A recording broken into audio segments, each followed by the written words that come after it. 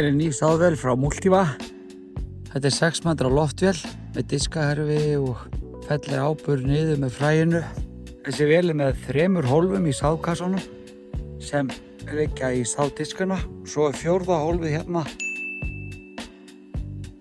framan á, það er fyrir grasfræ. Því er dreift yfir á yfirborðið eftir sáðdiskana. Hérna fremst eru pakkarahjól svona til að þjappa jarðveginn á sléttan áður en diskaherfi kemur. Svo hér eru svona krafsarar eða losarar fyrir þjöppurina sem verður út af traktorstækjunum. Og diskaherfi hérna, mjög öflugt diskaherfi því að vélin hún er 10 tonn tóm og það er alveg næg þyngd til að halda þessu diskaherfi á jörðinni. Það er ekkert að lyftast upp. En svo eru þessi tjakkar hérna sem halda þessu niður. Þeir pressa á herfið stöðugt. Þó að það geti fyllt í jörðinni í hlikki eða ójöfnur, þá er alltaf ákveðin pressa á þessu. Svo er valtarinn hér, hann valtar allt saman eftir að jöfnunarborðið er búið að jafna úr eftir diskana. Og svo eru sáðdiskanir, þeir eru hér. Áburðurinn kemur framan við og fer dýpra en sáðkornið. Svo er dýftastillingin hérna.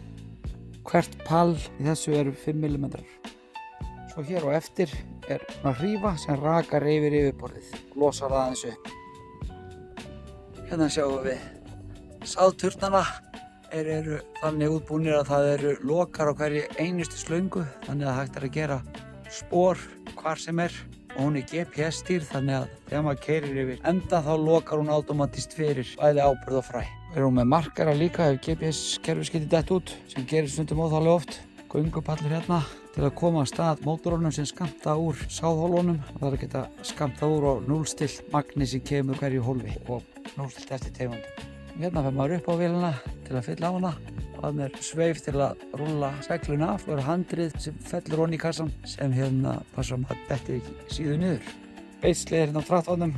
Á 3 beislið hann getur stillt hæðina. Þannig að vélin er alltaf lárétt sama hvað traktorinn er hár.